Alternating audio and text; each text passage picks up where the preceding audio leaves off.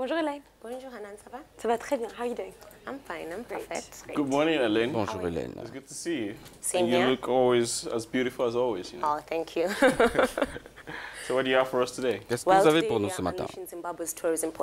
Dans la chronique travel de cette semaine, nous explorons la beauté que le Zimbabwe a à offrir. Ce pays d'Afrique australe est en pleine crise politique. Nous allons voir brièvement la situation actuelle avant de nous intéresser au tourisme. Les tensions politiques ont augmenté après que le président Robert Mugabe a limogé son vice-président et allié de longue date, Emmerson Mnangagwa. Mardi soir, l'armée a pris le contrôle de la radio-télévision publique et déclaré qu'il ne s'agissait pas d'un coup d'État, mais qu'elle ciblait les criminels dans l'entourage du président Mugabe. Mercredi matin, des véhicules blindés et des troupes bloquaient les routes dans le centre de Harare, autour des bâtiments officiels et de la résidence présidentielle. Sur Africa News, nous continuerons à suivre et à vous informer sur la situation dans le pays. Concentrons-nous maintenant sur le potentiel touristique du Zimbabwe. Le tourisme est une composante importante de l'économie zimbabwéenne et une source clé de devises fortes. Le secteur du tourisme porte un immense potentiel pour supplanter même l'agriculture et l'exploitation minière afin de devenir la plus grande source de devises du Zimbabwe, bien que cela puisse sembler un mirage en raison des circonstances actuelles. Le Zimbabwe est une usine à merveilles naturelles allant des sites touristiques à ses monuments nationaux et ses animaux sauvages qui peuplent les vastes parcs à travers le pays. L'histoire du Zimbabwe est celle d'un royaume qui a résisté à l'épreuve du temps, celle d'une beauté naturelle que même l'interférence humaine et la crise économique n'ont pas pu ternir.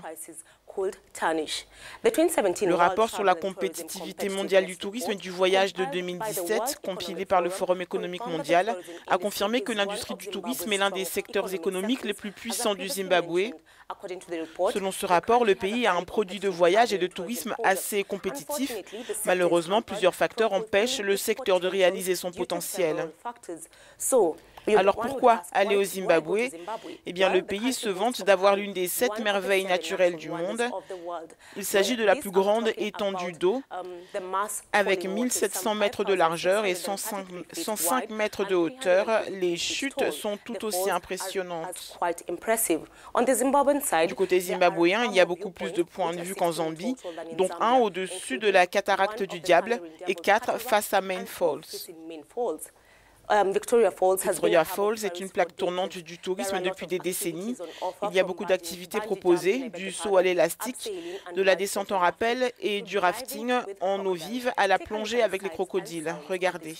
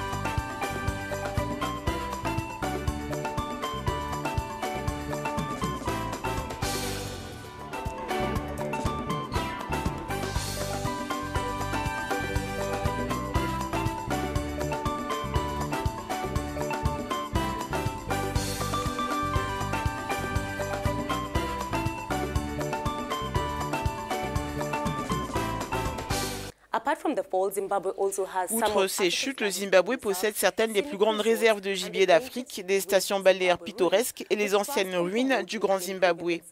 Avec la volonté de promouvoir la marque Zimbabwe en tant que destination touristique sous le thème Année internationale du tourisme durable pour le développement, une croissance de 0,8% est prévue cette année. Le Zimbabwe a reçu 2,1 millions de visiteurs en 2016, générant un chiffre d'affaires estimé à 819 millions de $. contre 2 millions en 2015. Le secteur devrait connaître une croissance plus élevée. Les arrivées devraient atteindre 2,2 millions en 2017 et contribuer pour environ 11% au PIB. Le pays vise à atteindre 5 millions d'arrivées de touristes d'ici 2020. Le travail a déjà été préparé pour le gouvernement et ses partenaires du secteur privé pour transformer le secteur. Face à l'incertitude politique, nous espérons que le pays renaîtra de ses cendres et qu'il exploitera son incroyable potentiel touristique. C'est tout pour Travel cette semaine. Bonne journée sur Africa News.